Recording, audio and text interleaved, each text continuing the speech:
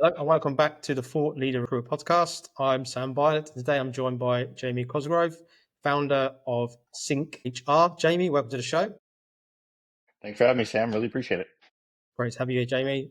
So Jamie, could you kick us off by telling everyone what Sync HR does and what inspired you to launch it?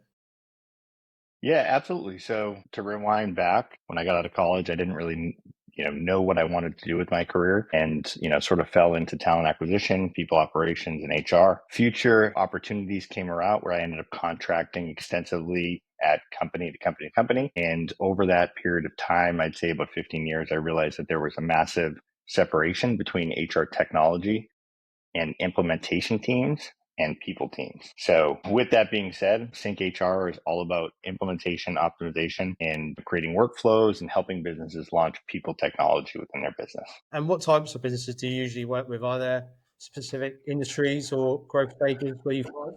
Yeah, so we're industry agnostic. We can work, locally in the US. I sit on the East Coast in the United States. We have a lot of West Coast companies, but we also have international organizations that we work with. Our target audience or our typical market when implementing people technology is between 0 to about 250 people. However, between I'd say 200 to 500, we have a good amount of customer base, and then 500 plus. Post Series C or potentially public companies that are looking to do major RFPs or major implementation work or just adjustments to their HR technology stack. We also happily welcome them as customers, and run with those opportunities we can get them. Interesting. And I recently read that 72% of companies say recruitment is one of their biggest blockers to growth in 2025. Are you seeing that reflected in your work? And how's that affecting your clients? Yeah, I would say that if you look at the past 2.5 to 3 years within the talent acquisition and recruitment industry or field, there's been some monumental shifts.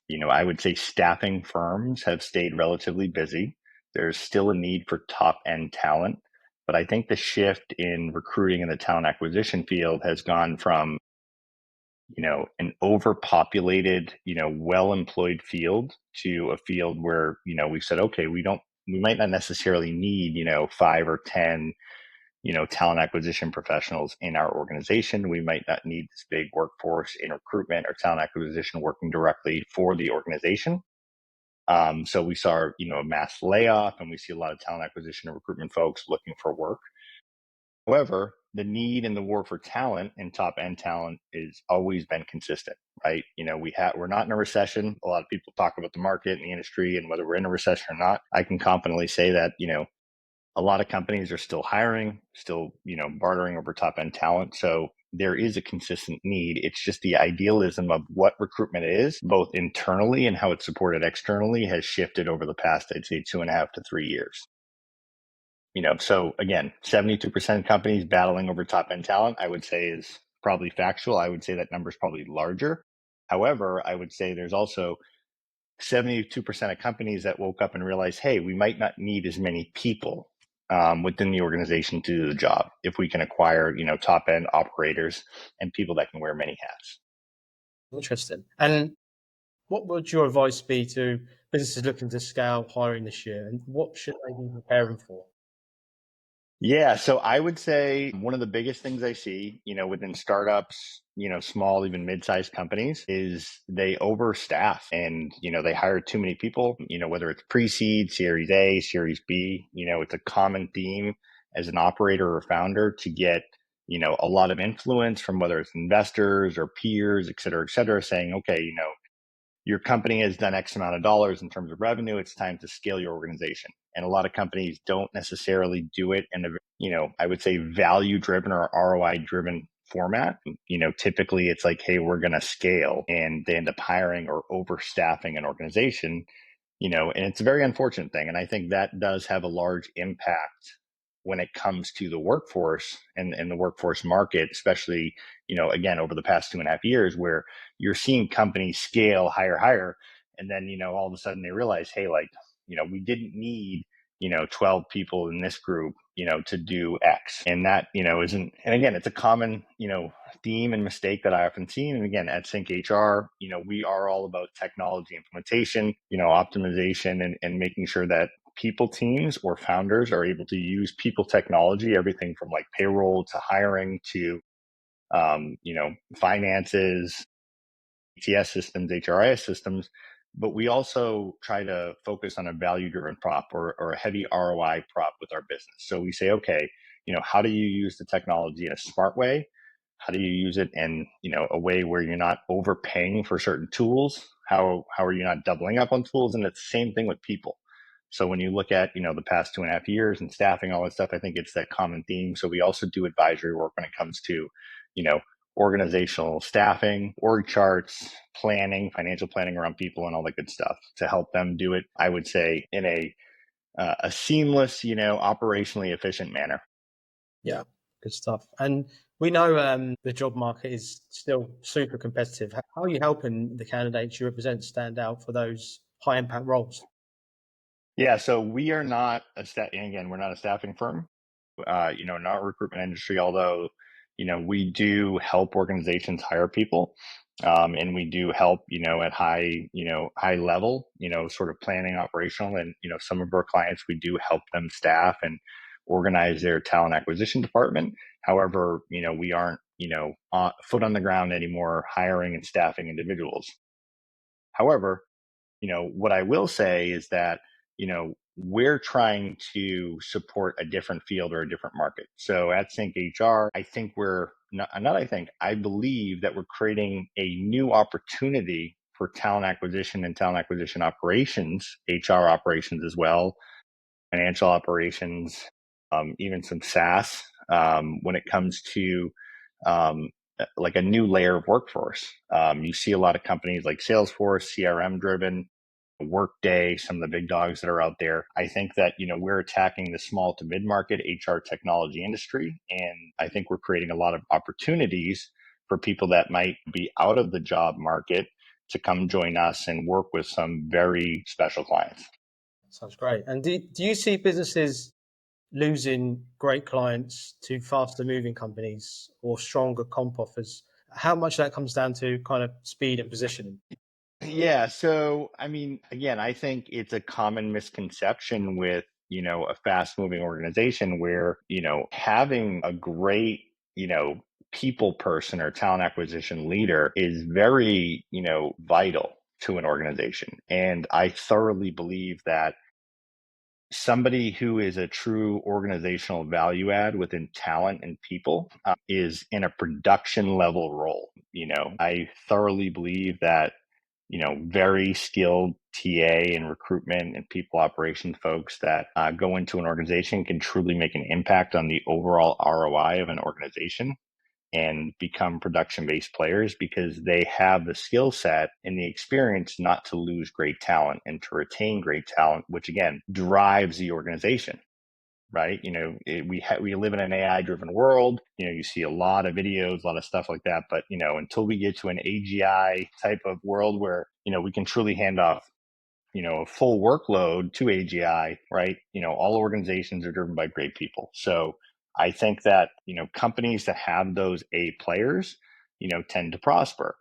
And if you don't have one of those, and this is again no offense to tech founders, industry founders, and it doesn't matter, we're industry agnostic in terms of perception and view. You can be a great founder, you can be a great product person, you can be a great engineer, great developer, whatever that may be, and you can be a great business person, but that doesn't necessarily mean that you have an innate ability to make a true impact when it comes to scaling a people team and organizing and managing people. So I think companies that have a great value prop and are solid companies with competitive pay, good organizational value, and all that stuff tend to lose talent because they don't really manage it correctly and they don't have a very strong plan around like how to acquire those people that they're looking to get. They sort of just go out and say, hey, we're a great company, we're scaling, join us. And if you don't, whatever. So I think it's often, an opportunity miss.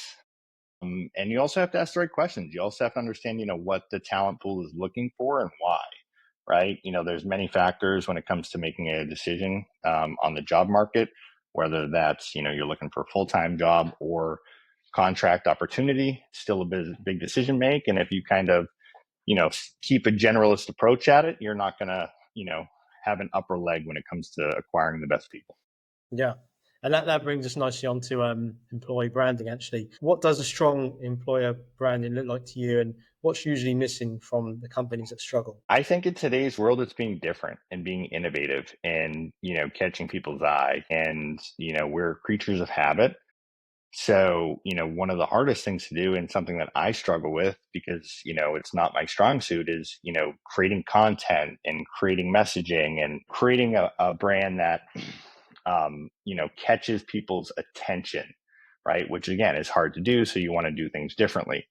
But at the end of the day, when it comes to like your employer value prop, it comes down to your culture and who you are as a company. And if you don't value that as an organization, especially when onboarding and being transparent as opposed to transactional to current and future employees, so that does have a large impact, right? Because you can hire people that might need a job, but if they get another opportunity, they're going to leave, right? If you don't thoroughly go through the process of understanding who you are as an organization from an employee value proposition perspective. So I think it's a vital part of every organization, and it's identifying who you are, who you want to be, and how you want to be perceived. Yeah, sure. And it's even more important in today's world for sure, the employee branding. It's, like you mentioned, the content as well. It's all kind of boils down to that standing out, in this kind of heavily saturated market. I mean, I hate to say it, because I give props to a couple of people that I know personally, but, Enderil, the military defense contracting company that's here in the US, ran a beautiful, employer value prop campaign recently where, they basically said, don't work here. Right. And, they can say that because they pay top dollar. They're a very big company, right? They're going to give you everything you need if you want to work there, but they're also making it real, saying don't work here if you're not bought into what we do and how we operate, which I think is every employer's dream. It'd be my dream because I have a certain type of mentality when it comes to your work and how to go about running a business as well as managing employees. So it'd be nice to say hey, don't work here, but at the same time entice people to work there by stating or basically putting a message to people that are looking for that type of employment. Yeah, yeah, I love that message. That's great.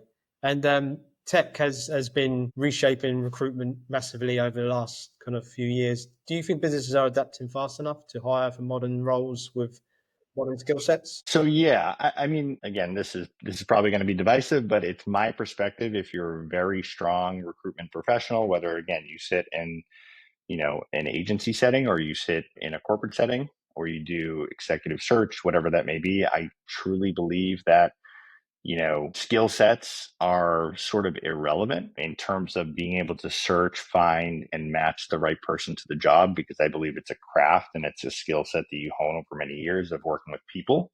And it comes down to, I would say, more psychology than actual, understanding of the technology, because the reality is that if you're a company and you're looking to hire, say, next generation AGI engineers to do, advanced research into, LLMs or whatever that may be, that's all great and fantastic, but your recruitment professional is not going to be an engineer. So they're only going to be able to talk to about it to a certain extent, right? If they've been saturated in that market for an extensive period of time, yeah, it gives them advantage from a referral perspective and knowing people and knowing where to look for people. But at the same time, I still believe there's a layer of searchability and finding the right people. On the other hand, I believe that there is a misnomer or a misconception within HR and people operations and talent acquisition that, there needs to be a push for AI. I get asked and messaged all the time, probably a couple times a day, like, what do you guys use for HR tools in terms of AI? What do you suggest for AI tools? And, as of right now, I don't really have an answer for people in terms of like, what is the tool of the future? Because when it comes to, what we do here at Sync HR and how we operate is that, the first part of having a tool or a software itself within HR technology, or just, say having a general company, tool, whether it's a podcasting tool or financial tool or ATS system or whatever that may be. Step one is getting, the tool implemented, but more so adopted and utilized within the company, and having people actually like use it, right? And use it right, and use it correctly, and use it what it was meant for. And, it's over the past, I'd say 2 years, when I took a dive into HR technology, it's been pretty eye opening. The amount of companies that are paying massive loads of money, on an annual or monthly basis for these tools, again, whether it's AI or other tools, and, they don't even log in, right? Yeah. So, I think, it's an interesting time, right? But I would say, when it comes to new age technology, until I see something that is, completely generational when it comes to, identifying a human being and putting him to a job, I don't think much has truly changed. Yeah. I was actually speaking with a recruiter the other day, and he was telling me, I think he spent over 70 to 80 grand on ATS. Doesn't use it. Literally does not use it. Yeah, Crazy. yeah, and so again, for any, shameless plug, but for any for any companies, looking to acquire an ATS tool, or HRIS tool, or sourcing tool, whatever that may be, we have extensive partnerships, both locally in the United States and internationally. And what we do is basically walk companies through, implementing and then utilizing those tools. And again, we have a lot of customers that have already bought 80 grand, 100 grand. I mean, some of those RFPs for larger size companies can be, a couple $100,000, right? And their shelf, they're basically sitting on a bookshelf, right? And not being logged in, not being used. And part of that is knowing how to use the tool, but also how to educate and coach others on utilizing the tool for their everyday process and what they do for work. So, for that person who's not using the ATS tool, right, it's, the first question I'd have is be like, okay, what are you doing? Are you using, are you still in a spreadsheet, and why? And the most common answer I get is, I just don't have the time. Because it's still, it doesn't matter how innovative or easy to use the tool is, because there's a lot of companies that we work with, like the Ashby's of the world, Jazz HR, companies like that, where, the ATS tool, when you buy it off the shelf, is, pretty self-explanatory to like log in and get yourself going if you know what you're doing from a recruitment perspective. But it's still time consuming to add the workflows, to add the templates, get, hiring managers bought in, putting processes for candidates that are coming to the system, and then more so integrating with other tools that you have. So you need to put aside the time, right, to do all that work. And a lot of people just don't know what they're getting themselves into, which again is not a bad thing, but it's just a fact. Yeah. Yeah. He was actually saying, like, by the time he's logged in and done what he's had to do, he could have messaged but like 6 people by then. He was really not happy with it. But yeah, Yeah. you know, Yeah, it, and that's the other thing too. It's like researching, right? Like, and understanding what the purpose of the tool is and why you're acquiring it.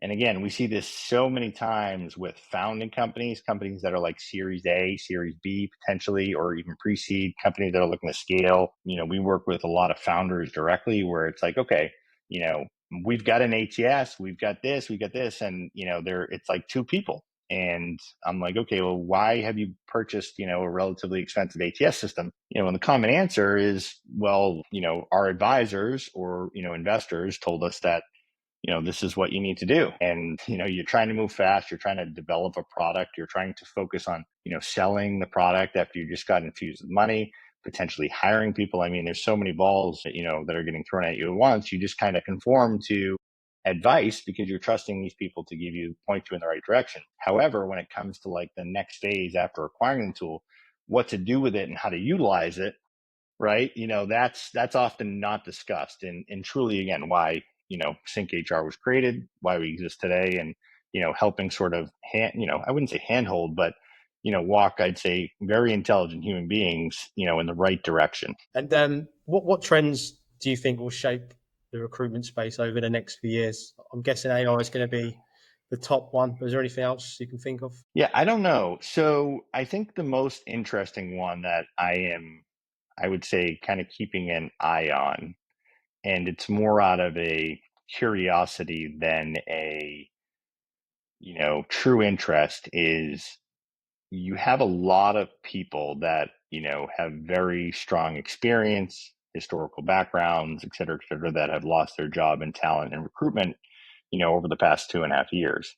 And there's been a huge influx in what we call fractional work and fractional people operations folks, fractional talent acquisition, fractional recruitment, et cetera, right?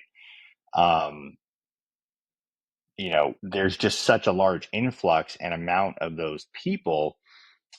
I'd be curious to see how that shapes out, because have been fractional before the term fractional was a thing.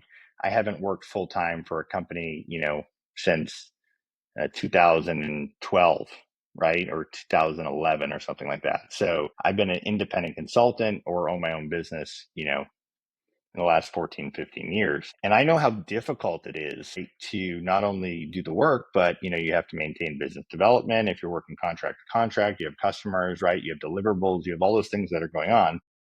And, I have a lot of people that are fractional and they reach out and they say, hey, like, it's been good. I've had a couple clients, but, the consistency is tough. So I guess just out of curiosity, at least in my space, people space, I'm just interested to see like how that all shakes out, because I do believe that, a lot of those folks are fractional, or so-called fractional because they're just, potentially out of work. And then I also believe there's another, slate of folks that are truly fractional because, they have the experience and they're super talented advisors. So I'd be interested to see how that shakes out. And then, I obviously, when it comes to AI, um, there isn't going to be an overwhelming need for these massive engineering teams, right? So, we had the US based engineers, and then for a long period of time, it was offshoring, to save costs when it comes to dev or, integration work or updates or whatever that may be within an organization. And then now you have the implementation of AI, the ability to code with it, et cetera, et cetera.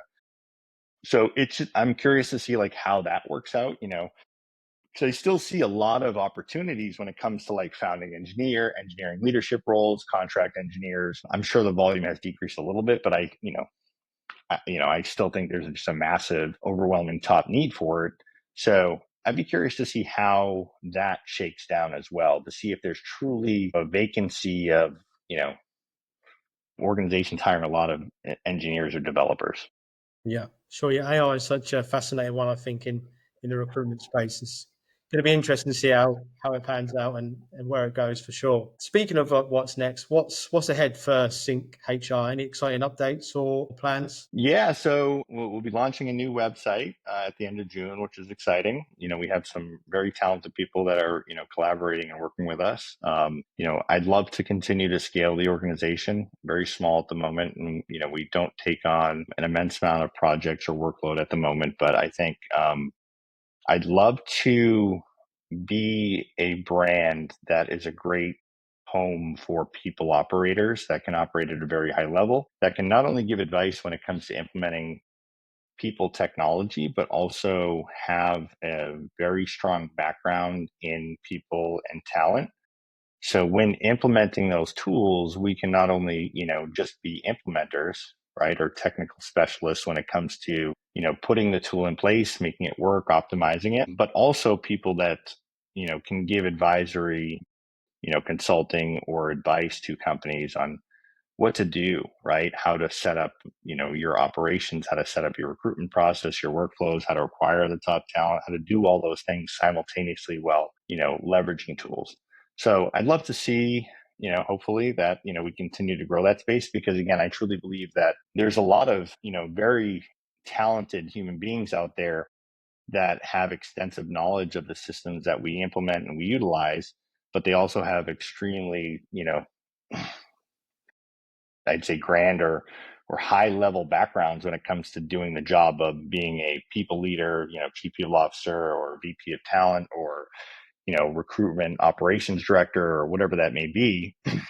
So mixing those skills together and, having this little market or niche market for people to find a home in, because it's a pretty cool, ordeal when you get to, see things from start to finish and, see a customer leveraging a tool successfully within their people operations part of the organization. Yeah, great stuff. Well, Jamie, it's been a brilliant conversation. Now, where can our audience learn more about Sync HR and also connect with you? Yeah, so check me out on LinkedIn, Open to Network, working on my connections and my social stuff. So bear with me. We're launching the new website at the end of June. It's synchr.co. It's SINCHR.co. You can also email me, Jamie, Jamie. That often gets confused or misspelled. So jamie@synchr.co. Happy to accept any emails, connects, for anybody looking to implement tools or just, looking to network. Perfect. Been an absolute pleasure, Jamie. And yeah, thanks again for taking the time to do the show. And we'll catch you next time. All right, awesome. Appreciate it, Tim.